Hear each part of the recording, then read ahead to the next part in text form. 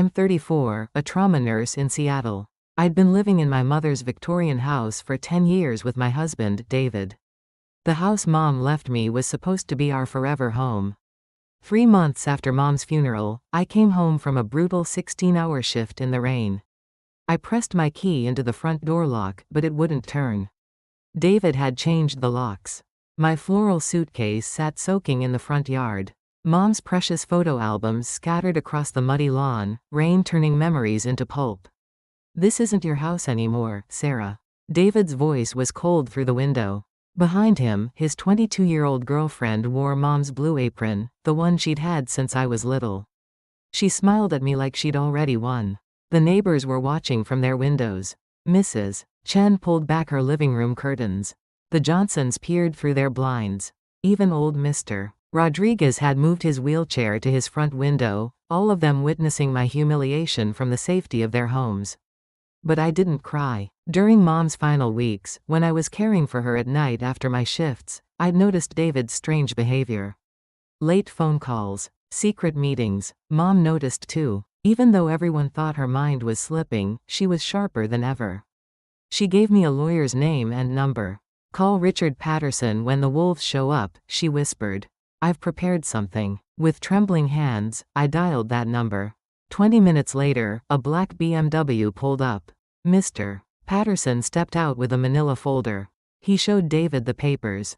David's face went white as snow. Mom hadn't been losing her mind. She'd been protecting me. She'd seen through David's act, knew about his affair, knew he was after the house. And she'd set a trap he never saw coming. If you're hearing this story, tell me in the comments. Where in the world are you listening from? Before we begin today's story, please don't forget to subscribe and hit the like button. Your support means everything. Now, let's get started. The morning light filtered through the lace curtains of Clara Mitchell's dining room. Dust particles danced in the golden beams. The mahogany table bore the scratches of 40 years. Each mark told a story of family dinners and birthday cakes. Clara sat alone. Her fingers traced the wood grain. The house was too quiet. Even the grandfather clock seemed to whisper instead of tick. The mail sat in a neat pile. Bills, advertisements, Medicare papers. She reached for the thick envelope marked "Explanation of Benefits." The paper crackled as she opened it. Her reading glasses slipped down her nose. She pushed them back up. The document was 3 pages long. Dense text. Medical codes. Dollar amounts. She read the first line carefully. Specialist consultation, Drive, Martinez. The date was 2 weeks ago. Tuesday, September 15th. Clara stopped reading. She set the paper down. Her hand trembled slightly. She had never seen Drive. Martinez. She had never been to that clinic. The address was in Atlanta. 2 hours away. The charges were real. $350. Medicare had paid. The remaining balance was $42. Clara picked up the paper again. She read the line twice.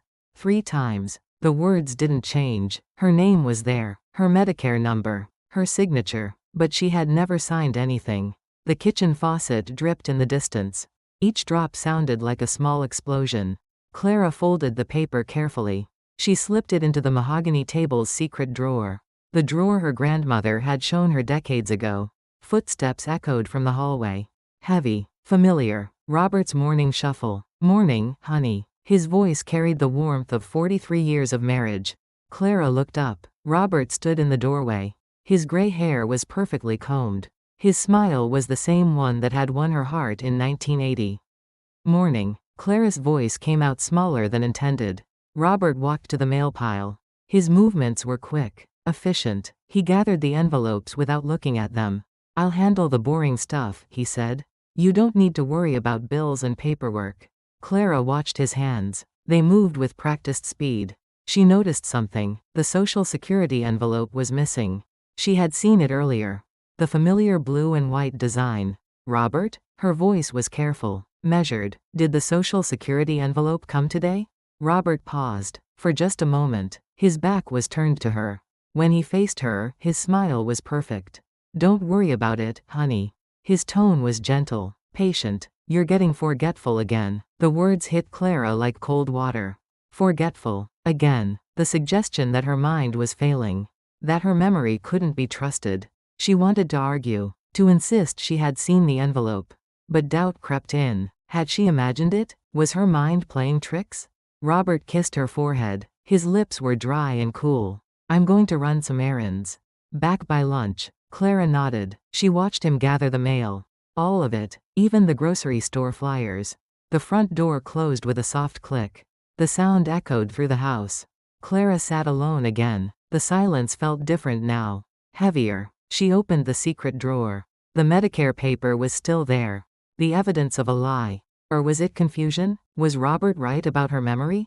Clara stood slowly. Her knees protested. Age was a cruel master. It stole strength first, then confidence. Finally, it came for the mind. She walked to the kitchen window.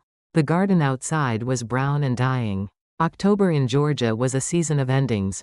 The magnolia tree stood bare against the gray sky. Clara pressed her palm against the cool glass. Her reflection stared back. 70 years had carved lines around her eyes. Silver hair framed a face that had once been beautiful. When had she become invisible? When had her voice stopped mattering? The questions followed her as she moved through the house. Each room held memories. Each corner whispered of better days. The living room where they had danced to old records. The kitchen where she had taught their daughter to bake cookies. Their daughter, Marie. She lived in California now. Married with children of her own. Phone calls came once a month. Brief conversations about weather and work. Marie was busy. Life moved fast for the young. Clara returned to the dining room. The Medicare paper called to her. She opened the drawer again. Read the document one more time. The phone number for Dr. Martinez was printed clearly. She could call, ask questions. But what if Robert was right? What if her memory was failing? What if she had simply forgotten the appointment? The grandfather clock chimed. 10 o'clock. The sound was hollow, final. Clara folded the paper and put it away. She would wait, watch, listen. Something was wrong. She felt it in her bones. In the way Robert had grabbed the mail. In the missing Social Security envelope. In the gentle cruelty of his words. But she needed proof. Real evidence. Not just the whispers of an aging mind. The house settled around her. Wood creaking. Pipes sighing. The sounds of a home growing old with its occupants. Clara sat back down at the mahogany table. The morning light had shifted. The dust particles had found new patterns to dance. She placed her hands flat on the table's surface. The wood was warm from the sun. Solid, real, unchanged by time or doubt. Whatever was happening, she would face it. One day at a time. One paper at a time. One truth at a time. The silence in the house suddenly felt like a heavy woolen blanket. It wrapped around her shoulders. Pressed against her chest. Made breathing difficult. But Clara Mitchell had survived 70 years of life's challenges. She would survive this too. Even if she had to do it alone. The grandfather clock ticked on. Counting moments. Measuring time. Keeping watch over secrets that lived in mahogany drawers and Medicare papers and missing envelopes. The morning was only beginning. 3 days passed in careful silence. Clara watched Robert's morning routines. The way he sorted mail. How he answered phone calls in whispers. Thursday morning brought frost to the garden windows. Clara needed groceries. Milk had soured. Bread was stale. Simple tasks that kept life moving forward. She walked to Coastal Federal Bank. The same route she had taken for 20 years. Past Mrs. Henderson's rose garden. Around the corner where the old oak tree cast shadows. The ATM stood like a digital guardian outside the bank. Clara inserted her card. Pressed the familiar numbers. 1980. Her birth year. The screen flickered. Words appeared in bold red letters. Insufficient funds. Clara stared at the message. She pressed the balance inquiry button. Her fingers felt clumsy on the plastic keys. Checking account balance $47.23. Savings account balance $0. The numbers made no sense. Last month her Social Security deposit was $1,200. Her teacher's pension added $800 more. She lived simply. Spent carefully. Clara tried the transaction again. Same result. The machine's mechanical voice repeated the rejection like a broken record. An elderly man waited behind her. He cleared his throat impatiently. Clara gathered her purse and walked inside the bank. The lobby smelled of fresh coffee and old carpet. Fluorescent lights hummed overhead. A young teller with bright lipstick smiled professionally. "How can I help you today? There's a mistake with my account." Clara's voice was steady, polite. "The balance is wrong." The teller typed on her keyboard. Her expression shifted from helpful to concerned. "Mrs. Mitchell, I see the issue. Your direct deposit address was changed 3 months ago. The funds are going to a different account." Clara's chest tightened. "Changed? I never changed anything. According to our records, your husband came in with a power of attorney. He redirected your Social Security and pension deposits." The words hit Clara like ice water. Power of attorney. She had never signed such a document. Never authorized Robert to make financial decisions. "Can you show me the paperwork?" The teller disappeared into a back office. Clara sat in a plastic chair. The bank's air conditioning blew cold drafts across her shoulders. Other customers moved around her like ghosts. Minutes passed. The teller returned with a manila folder. "Here's the authorization. Signed August 15th. Clara examined the signature. It looked like her handwriting. But the memory was empty. She remembered nothing about August 15th. Nothing about signing papers. Nothing about giving Robert control. "Ma'am, your husband said you were having memory issues. That you needed help managing finances." Memory issues. The phrase echoed in Clara's mind. Robert's gentle suggestions. His helpful interventions. His patient explanations about her forgetfulness. Clara left the bank in a daze. The autumn air felt sharp against her skin. Her Medicare card sat in her wallet like a cruel joke. What good was health insurance if she couldn't afford food? The walk home stretched longer than usual. Each step carried the weight of realization. Robert had taken her money. Stolen her independence. Used her trust as a weapon. But why? They had lived comfortably for years. The house was paid off. Their needs were simple. What could drive a man to rob his own wife? The front door of her home looked different now. Like the entrance to a stranger's house. Clara turned the key slowly. The sound echoed in the quiet hallway. "Robert?" she called. No answer. His car was gone from the driveway. She was alone with her thoughts and the terrible truth growing in her chest. Clara sat at the kitchen table. Bills were scattered across the surface. Medicare statements, utility notices, credit card offers, the paper trail of an ordinary life. She picked up a Social Security statement from last month. The amount was correct. $1,200. But where had it gone? Which account? Whose hands now held her survival? The kitchen clock ticked loudly. Each second measured her growing fear. How long had this been happening? How much money had disappeared? How many lies had she accepted as truth? Clara thought about calling Marie in California. But what would she say? That her father was stealing from her mother? That 43 years of marriage had become a careful deception? The words felt too heavy to speak. Instead, she walked to the bedroom. Robert's dresser stood against the far wall. She had never searched for his belongings. Privacy had been sacred in their marriage. But sacred things were already broken. Clara opened the top drawer. Socks and underwear lay in neat rows. Nothing unusual. The second drawer held shirts and sweaters. The third drawer was locked. A locked drawer. In 43 years of marriage, she had never seen Robert lock anything. Clara tried to slide the drawer open. It wouldn't budge. Metal scraped against metal. She needed a key, or a tool to pry the drawer open. The garage held old screwdrivers and rusty pliers. But breaking into Robert's things felt like crossing a line she could never uncross. Clara closed the other drawers carefully. She smoothed the shirts back into place. Erased any sign of her search. The house felt hostile now. Every room held potential secrets. Every corner might hide another betrayal. Clara was a stranger in her own home. The phone rang. Clara jumped at the sudden sound. The caller ID showed Robert's cell phone number. "Hello? Hi, honey. Running late today. Don't wait up for lunch." Robert's voice was warm, casual, the voice of a loving husband. But Clara heard something else now. A careful distance. The tone of a man protecting secrets. "Okay," Clara said simply. "Everything all right? You sound tired." "I'm fine. Good. Love you. Love you too." The words felt like sand in Clara's mouth. Love. What did that word mean when trust was gone? When partnership became theft? When protection became manipulation? Clara hung up the phone. The silence returned to wrap around her shoulders. She was alone with the truth. Alone with the fear. Alone with the choice of what to do next. Outside, the magnolia tree swayed in the autumn wind. Leaves fell like tears onto the dying grass. October was the season of endings. But sometimes endings were also beginnings. Clara walked to the mahogany table. She opened the secret drawer. The Medicare paper was still there. Evidence of a pattern. Proof that her instincts were right. She pulled out a notebook. Started writing. Dates. Amounts. Questions. The beginning of a record. The first step in fighting back. The ink flowed smoothly across the white paper.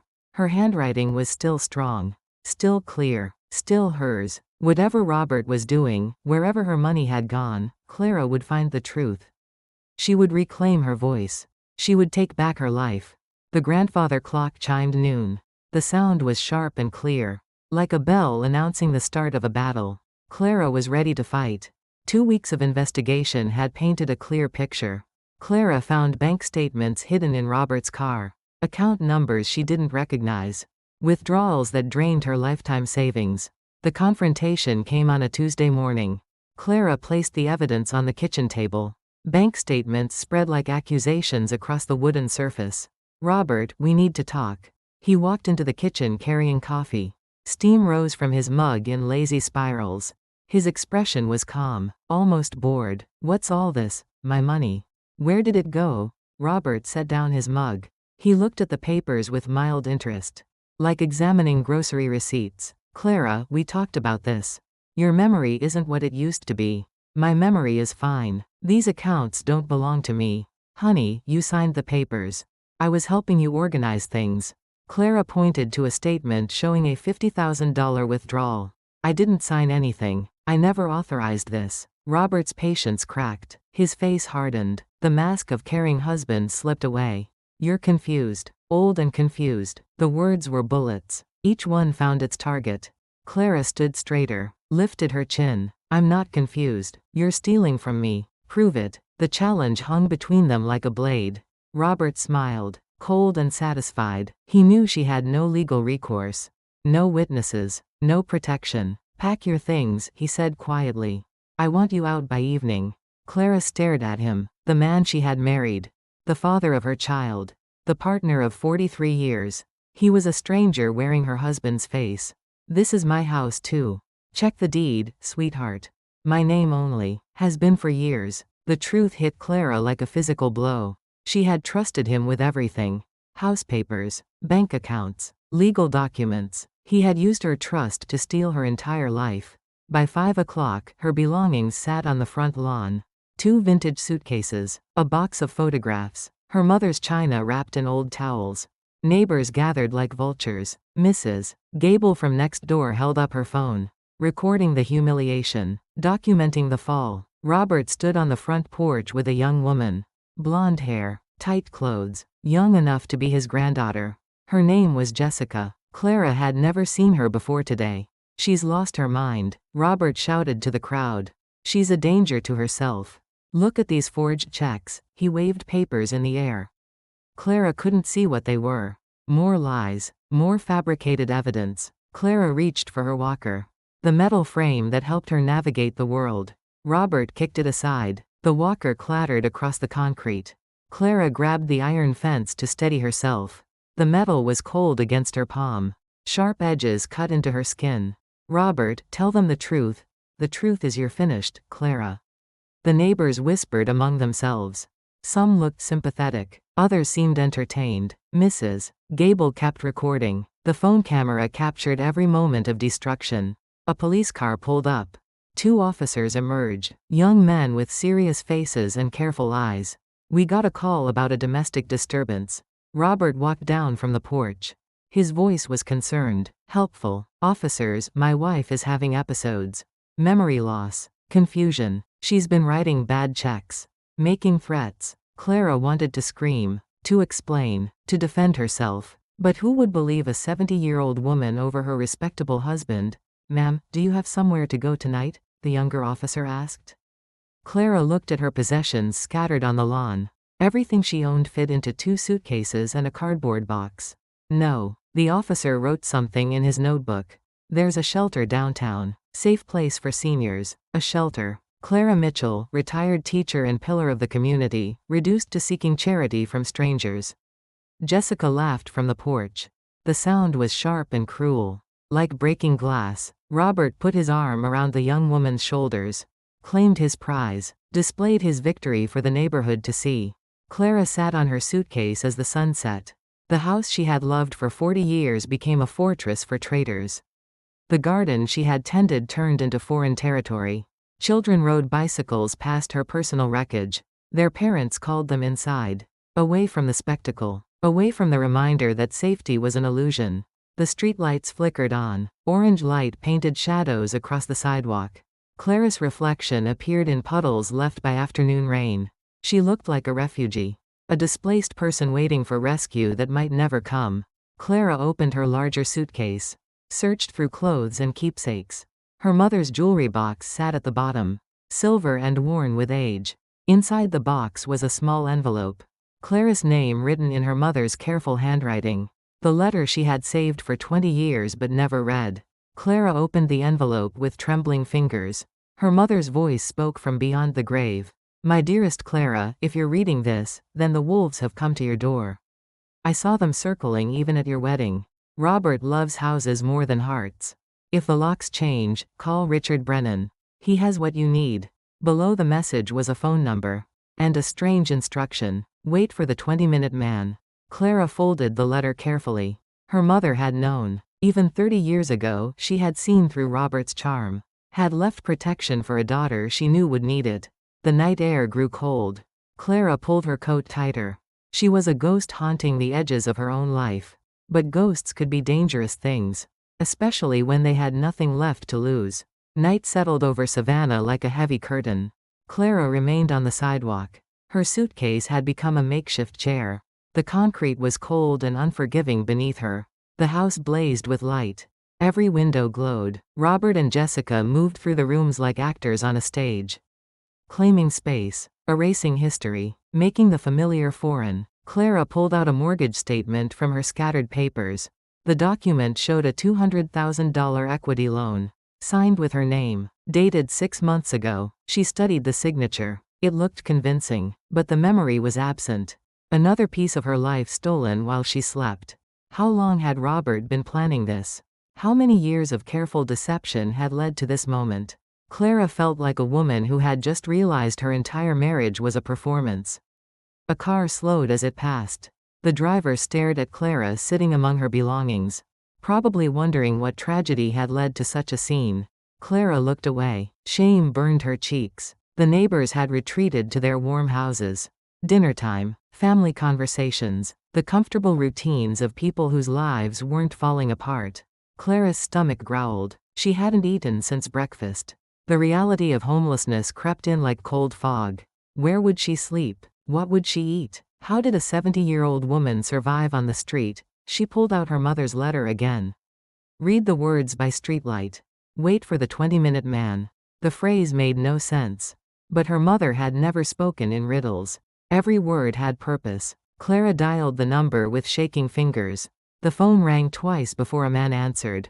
Brennan Law Office. This is Clara Mitchell. My mother was Eleanor Hayes. Silence on the line. Then a sharp intake of breath. Mrs. Mitchell, where are you right now? On the sidewalk in front of my house. I've been locked out. Stay exactly where you are. I'll be there in 20 minutes. 20 minutes. The 20-minute man. Clara's mother had planned for this day 3 decades in advance. Clara waited. Cars passed occasionally. Most drove by without slowing. A few honked their horns. Whether in sympathy or mockery, she couldn't tell. At exactly 20 minutes, a black sedan pulled up. A man in his 60s stepped out. Tall and lean with silver hair and sharp eyes. He wore a good suit despite the late hour. Mrs. Mitchell? Yes. Richard Brennan. Your mother and I had an arrangement. He walked to the trunk of his car. Pulled out a manila folder thick with documents. His movements were efficient. Professional. Like a man who had done this before. What kind of arrangement? Your mother didn't trust Robert. She hired me to prepare for this day. Richard spread papers on the hood of his car. Used his phone's flashlight to illuminate the text. This is a reconveyance deed. Your mother never actually signed the house over to Robert completely. She retained a life estate in your name. Clara stared at the legal language. Words that made no sense but sounded like salvation. What does that mean? It means Robert can't legally evict you. The house is still partially yours. A police car appeared at the end of the street. Richard waved them over. 2 different officers than before. These men looked older, more experienced. Officers, I need you to witness something. Mrs. Mitchell has been illegally evicted from her own property. Richard handed papers to the lead officer. Explained property law in clear terms. The officer's expression changed as he read. Sir, she'll need to take this up with a judge. She will, but tonight, she has the right to shelter in her own home. The officers approached the house. Richard followed. Clara watched from the sidewalk as they rang the doorbell.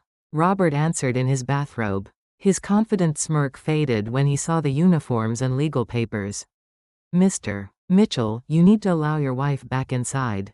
This is my house. I have the deed. You have a deed with conditions you apparently didn't read carefully. The conversation continued in voices too low for Clara to hear. But she watched Robert's body language. The way his shoulders sagged. How his hands shook as he read the documents. Jessica appeared behind him. Her face was pale with worry. The party was over before it had really begun. Richard walked back to Clara. His smile was grim but satisfied. You can go inside now. Robert's been reminded of some legal realities he'd forgotten. Clara stood slowly. Her legs were stiff from sitting on concrete. Richard offered his arm for support. How did my mother know? Eleanor was smart. She saw how Robert controlled money. How he made decisions without consulting you. She hired me to create protections. They walked to the front door together. Robert stood aside without speaking. His eyes were dark with rage. Jessica had disappeared upstairs. Clara stepped into her own house. The familiar hallway felt different, like returning to a place after a long journey. Mrs. Mitchell, Richard said, this is just the beginning. We need to discuss Medicare fraud, identity theft, financial abuse. You have options. Clara nodded. She was tired, confused, overwhelmed, but for the first time in weeks, she wasn't helpless. Thank you. Thank your mother. She fought this battle 20 years before it started. Richard left his business card on the hall table. Promised to call in the morning. The legal war would begin soon. For now, Clara climbed the stairs to her bedroom. Each step was a small victory. Each movement reclaimed space that had been stolen. The house settled around her. Wood creaking, pipes sighing, the sounds of a home adjusting to truth. Clara was back where she belonged. But nothing would ever be the same. Sleep had been impossible. Clara lay in bed listening to Robert's movements downstairs.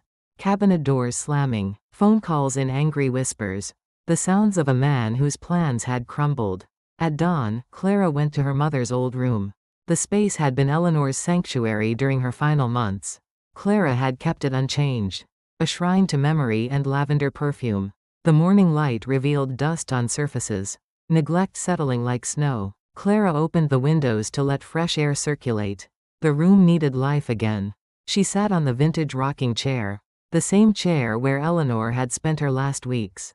Clara could almost see her mother's ghost in the faded upholstery. A memory surfaced, sharp and sudden. 10 years ago, Eleanor Hayes was dying in the hospital bed they had set up in this room. Cancer had stolen her strength but left her mind intact. Clara had been sitting exactly where she sat now. Robert was in the hallway making phone calls. Always urgent business, always somewhere else when difficult conversations happened. Eleanor had struggled to speak. Her voice was barely a whisper. Clara, come closer. Clara had moved to the bedside. Her mother's hand was cold and fragile as paper. Robert doesn't love you. He loves what you represent. Mama, don't. Listen to me. He married you for this house. For stability. For the respectability your family name brings. Eleanor's eyes had been fierce despite her weakness. Focused with the intensity of a woman running out of time. I hired a lawyer. Richard Brennan. When the wolves come, call him. Clara remembered protesting, defending her marriage, insisting Robert was a good husband. Eleanor had smiled sadly. Love makes us blind, sweetheart. But someday you'll need to see clearly. The memory dissolved. Clara sat in the present moment. Her mother's warnings had come true exactly as predicted. Clara opened the old trunk at the foot of the bed. Eleanor's belongings lay inside like sleeping secrets. Photo albums, jewelry boxes, legal papers. At the bottom was a manila envelope marked, "For Clara's emergency." Inside were photocopies of documents. Bank statements showing Robert's gambling debts from 30 years ago. Credit reports revealing hidden loans. Evidence of financial problems he had never mentioned. There was also a letter of instruction. Eleanor's careful handwriting explaining how she had protected the house deed. How she had created legal safeguards. How she had prepared for the day Robert showed his true nature. The woman had been brilliant. Fighting a war from beyond the grave. Clara found something else in the trunk. A small digital camera. The kind tourists used to capture vacation memories. The camera was old but functional. The memory card was full. Clara turned on the device. Scrolled through photos. Most were harmless. Family dinners. Holiday celebrations. Normal life documented in digital snapshots. Then she found something disturbing. Photos of Robert with other women. Not Jessica. Different women. Younger faces. The pictures were dated over several years. Evidence of affairs. Betrayals that predated the current crisis. Clara felt sick. How long had Robert been living a double life? How many lies had she accepted as truth? The camera revealed more secrets. Robert meeting with strangers in restaurants. Counting money in parking lots. Activities that looked suspicious even to Clara's untrained eye. Her mother had been documenting everything. Building a case. Preparing evidence for a battle she knew would come. Clara heard footsteps in the hallway. Robert was awake, moving through the house like a predator checking territory. She put everything back in the trunk. Closed the lid carefully. The secrets were safe for now. But they wouldn't stay hidden forever. A new voice joined Robert's downstairs. Jessica was awake. Their conversation was heated. Angry words about lawyers and money and ruined plans. Clara walked to the window. The garden below was dying in the October cold. Leaves falling like tears onto brown grass. But spring would come eventually. New growth would replace what winter had destroyed. Eleanor's voice seemed to whisper in the lavender-scented air. Wait for the right moment, sweetheart. Truth has its own timing. Clara touched the gold locket around her neck. The one her mother had given her before dying. Inside was a micro SD card with more evidence. More protection. More weapons for the war ahead.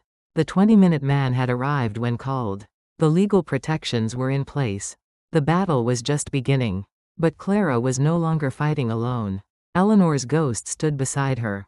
Armed with evidence and driven by love. It was time to make Robert pay for underestimating the women in Clara's family. Richard Brennan arrived at exactly 9 o'clock. Clara watched from the front window as he parked his black sedan. Same car. Same punctual timing. Some things never changed. Robert was in the kitchen with Jessica. Their voices carried through the walls. Arguments about money and exit strategies. Rats planning to abandon a sinking ship. Clara opened the door before Richard knocked. "Mrs. Mitchell, ready to begin?" "Yes." Richard carried a leather briefcase and a look of grim satisfaction. The expression of a lawyer who enjoyed destroying bad people. They sat in the living room. Clara's mother's china cabinet stood as a silent witness. Family photos watched from their frames. 40 years of fake happiness documented in silver and glass. "Tell me everything," Richard said. Clara explained the Medicare fraud. The stolen bank accounts. The forged documents. The public humiliation. Richard took notes with an expensive pen. His handwriting was precise and economical. "Your mother prepared well," he said when Clara finished. "We have documentation going back decades. Evidence of Robert's gambling, his affairs, his financial manipulation. What can we do? We can destroy him." The words were spoken simply. Without drama or emotion. Just fact delivered with professional calm. "First, we freeze all joint accounts. Then we file criminal charges for Medicare fraud and identity theft. Finally, we pursue civil damages for financial abuse." Clara felt something shift inside her chest. Fear transforming into anger. Helplessness becoming power. The victim becoming the hunter. How long will it take? Justice moves slowly. But destruction can happen quickly. Richard opened his briefcase. Pulled out official-looking documents. Forms that would change everything. "These papers will freeze your joint bank accounts immediately. Robert won't be able to access another penny." Clara signed her name with steady hands. Each signature was a small victory. Each document a weapon pointed at Robert's heart. A car door slammed outside. Footsteps on the front walk. Richard looked up sharply. Expecting someone? Number? The doorbell rang. Richard walked to the window. His expression darkened. Police. 2 unmarked cars. This isn't routine. Clara's chest tightened. Had Robert called in favors? Convinced authorities she was mentally incompetent? The fear returned like ice water in her veins. Richard opened the door. 2 detectives stood on the porch. Middle-aged men with serious faces and careful eyes. Detective Morrison, Financial Crimes Unit. We're looking for Robert Mitchell. He's here. What's this about? Medicare fraud investigation. We have a warrant. Clara watched from the living room as the detectives entered. Their presence filled the space with authority. Official power that couldn't be charmed or manipulated. Robert appeared from the kitchen. His face was pale but composed. The mask of respectability firmly in place. Officers, how can I help you? Detective Morrison pulled out a folded paper. Robert Mitchell, you're under arrest for Medicare fraud, identity theft, and financial abuse of an elderly person. The words hit the house like lightning. Jessica screamed from the kitchen. Robert's composure cracked like old paint. This is ridiculous. My wife is confused. She has dementia. Sir, we've been investigating for months. Your wife isn't confused. She's a victim. The handcuffs clicked into place. Cold metal around Robert's wrists. The sound of justice finally arriving. Richard stepped forward. Detectives, I represent Mrs. Mitchell. We have additional evidence of systematic financial abuse. We'll need copies of everything. Jessica ran down the stairs carrying 2 suitcases. Her face was streaked with tears and panic. The young woman who had seemed so confident was now a frightened girl. Ma'am, we need you to stay available for questioning, Detective Morrison told her. I didn't know anything. He said she was sick. The detective's expression suggested he'd heard that excuse before. They led Robert to the patrol car. He looked back at the house once. His eyes found Clara standing in the doorway. For a moment, the masks were gone. She saw his real face. Cold, calculating, utterly without remorse. This isn't over, he said quietly. Yes, it is, Clara replied. The police cars pulled away. Jessica followed in her own vehicle. Tires screeching like a wounded animal fleeing danger. Sudden silence fell over the house. Clara and Richard stood in the aftermath. Legal papers scattered across the coffee table. Justice served with appropriate paperwork. How did they know? Clara asked. Your mother's documentation helped. But Medicare fraud leaves electronic trails. The government doesn't appreciate being robbed. Clara walked to the front window. The street looked normal. Suburban quiet. No evidence of the drama that had just unfolded. What happens now? Now we rebuild. Recover what can be recovered. Make sure this never happens again. Richard gathered his papers, prepared to leave. Mrs. Mitchell, your mother would be proud. You found your voice when it mattered. After he left, Clara sat in the empty house. The silence felt different now. Clean, peaceful, like the quiet after a storm has passed. She walked to her mother's photograph on the mantel. Eleanor's eyes seemed to twinkle with satisfaction. Thank you, Mama. The grandfather clock chimed noon. The sound was clear and strong. Time marching forward, carrying Clara into whatever came next. For the first time in months, she wasn't afraid of tomorrow. 6 weeks later, Clara sat in the Chatham County Courthouse. The building was old and dignified. Stone columns and marble floors. The weight of law and order pressed down from every surface.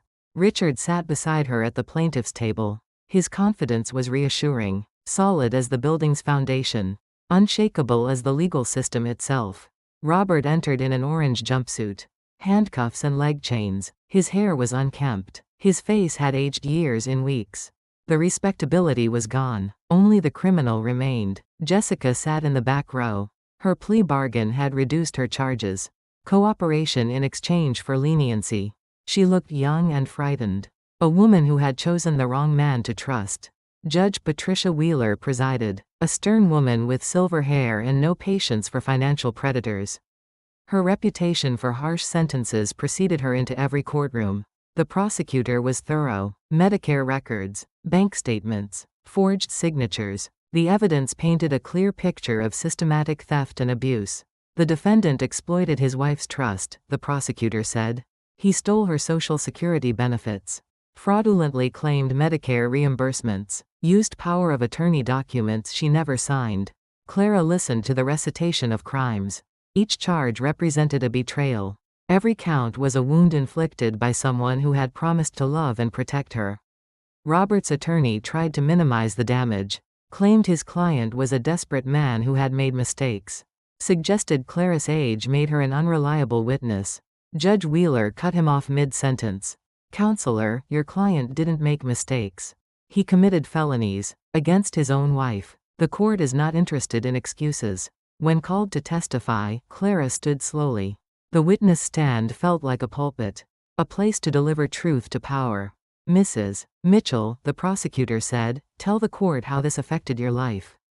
Clara looked at Robert. Their eyes met across the courtroom. 43 years of marriage reduced to this moment. "He made me question my own mind," Clara said. "When I noticed missing money, he told me I was confused. When I found strange documents, he said I was forgetful. He used my trust as a weapon against me." Her voice grew stronger with each word. "But I wasn't confused. I wasn't forgetful. I was being systematically robbed by someone I loved." The courtroom was silent. Even the court reporter stopped typing. "How much money was stolen?" the prosecutor asked. "Over $300,000. My entire life savings. My mother's inheritance. My teacher's pension. Everything." Gasps from the gallery. Numbers made the crime real, gave it weight and substance. The defense offered no meaningful rebuttal. What could they say? The evidence was overwhelming. The victim was sympathetic. The defendant was obviously guilty. Judge Wheeler called for recess. Clara waited in the hallway with Richard. Marble echoed with footsteps and whispered conversations. The machinery of justice ground forward slowly but inexorably. When court resumed, the judge had made her decision. "Mr. Mitchell, you stand convicted of Medicare fraud, identity theft, and financial abuse of an elderly person. These are serious crimes that strike at the foundation of our social safety net." Robert stood to hear his sentence. His shoulders sagged under the weight of consequences. "The court sentences you to 7 years in federal prison. You will make full restitution to the victim. Your assets will be seized and liquidated." 7 years. Clara did the math. Robert was 68 years old. He would be 75 when released. An old man paying for the crimes of his middle age. Furthermore, Judge Wheeler continued, "You are permanently barred from serving as anyone's power of attorney. You will have no access to Medicare or Social Security benefits upon release." The gavel fell, final and definitive. The sound echoed through the courtroom like thunder. Robert was led away in chains. He didn't look back, didn't try to speak to Clara. The man she had married was gone. Only the prisoner remained. Jessica left quickly, avoiding eye contact, fleeing to whatever life awaited a young woman who had chosen poorly. Clara sat in the courthouse steps afterward. The November air was crisp and clean. Autumn in Georgia was a season of endings and beginnings. "How do you feel?" Richard asked. "Empty, but clean. The money will be recovered. Most of it, anyway. Your house is secure. Your benefits are restored." Clara nodded. The practical matters were important. But the real victory was deeper. She had found her voice, reclaimed her dignity, proven that old women could still fight back. "Thank you for everything. Thank your mother." She saw this day coming 30 years ago. Richard left Clara alone on the courthouse steps. She sat in the afternoon sun watching people come and go. Lawyers and litigants, victims and criminals, the daily drama of human justice.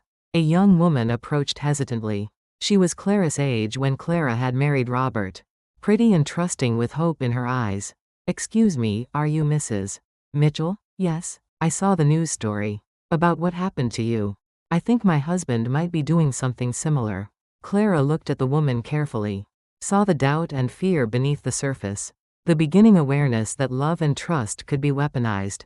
"What's your name?" "Sarah." "Sarah, would you like to get some coffee? I have some things I'd like to share with you." They walked away from the courthouse together. Two women separated by decades but united by experience. The circle of protection and wisdom continuing into the next generation. The November sun felt warm on Clara's face. Justice was done. But more importantly, justice would be shared. Spring arrived early in Savannah. By March, Clara's garden was already showing signs of new life. Green shoots pushed through dark soil. Bulbs planted last fall finally bloomed. The cycle of renewal began again. Clara knelt among the hydrangeas. Her knees protested, but her spirit was strong. 6 months of freedom had restored something vital. Purpose, direction, joy in simple tasks. The house felt different now. Lighter, as if Robert's presence had cast shadows that were finally lifting. Clara had redecorated slowly. New curtains, different furniture arrangements, making the space truly hers. The restitution money had been substantial. Not everything was recovered, but enough for security. Enough for independence. Enough to rebuild what had been destroyed. Clara had used part of the settlement to create something meaningful. Every Thursday evening, her living room hosted the second chapter support group. 8 women who had survived financial abuse. Each had a story. All had found strength. Tonight was their 6th meeting. Clara arranged chairs in a circle, made coffee and sandwiches, created a safe space for broken trust to heal. Margaret arrived first, 72 years old with silver hair and fierce eyes. Her son had stolen her pension. She was fighting back through the courts with Richard's help. Then came Dorothy, 68. Her daughter-in-law had manipulated bank accounts while Dorothy recovered from surgery. The case was still pending. Anna was the youngest at 65. Her husband's gambling had destroyed their savings. She was learning to rebuild alone after 38 years of marriage. One by one they gathered. Women who had been betrayed by people they trusted. But also women who had found the courage to fight back. "How is everyone feeling this week?" Clara asked as they settled into their chairs. The conversation flowed naturally. Small victories, legal updates, emotional progress, the slow work of healing and rebuilding. "I opened my own checking account," announced Susan. "First time in 40 years I've had money that's just mine." Applause filled the room. Each independence was celebrated. Every step forward acknowledged and honored. Clara shared her own news. "I'm testifying before the state senate next month. They're considering new laws to protect seniors from financial abuse." More applause. Clara's case had become a symbol. Her story was being used to change systems and create protections for other vulnerable people. "What will you tell them?" Margaret asked. "That we're not helpless. That age doesn't make us stupid. That love shouldn't make us victims." The meeting lasted 2 hours. When the women left, they hugged goodbye. Tight embraces between warriors who understood each other's battles. Clara cleaned up slowly, washed cups and saucers, put chairs back in place. The routine was soothing, meditative. She walked to the mantel where her mother's photograph stood. Eleanor's face seemed peaceful, satisfied. The protection she had created from beyond the grave had worked perfectly. "Thank you, Mama, for seeing what I couldn't see. For preparing what I couldn't prepare." The house settled around Clara. Familiar creaks and sighs. The sounds of a home at peace with itself. Clara thought about Robert sometimes. He was 2 years into his sentence. Still had 5 years remaining. She felt no anger anymore. Only sadness for wasted time. Regret for a love that had never been real. But mostly she felt grateful. Grateful for survival, for second chances, for the strength to rebuild at 70 years old. Her Medicare card sat in a secure safe now, along with her Social Security papers, bank statements, legal documents, all protected, all legitimate, all truly hers. Clara signed a check for the local senior advocacy group. Her signature was bold and unwavering. The ink flowed smoothly across the paper. Her name looked strong and confident. For the first time in years, she signed her own name and it actually felt like hers. The grandfather clock chimed 9 o'clock. Time for bed. Time to rest before tomorrow's possibilities. Clara turned off the lights and climbed the stairs. Each step was taken with confidence. Each movement claimed space that belonged to her alone. Outside, the spring wind moved through new leaves. The magnolia tree was budding. Soon it would bloom with flowers white as hope. Life didn't end just because it broke once. What fell apart could be the very place where people learned to stand again. If this story gave even a small moment of strength to someone out there, then everything Clara went through meant something today. If this resonated with you, please like and subscribe, and share a piece of your own story in the comments below. Your words might become the seed of the next chapter we create together. Thank you for spending this time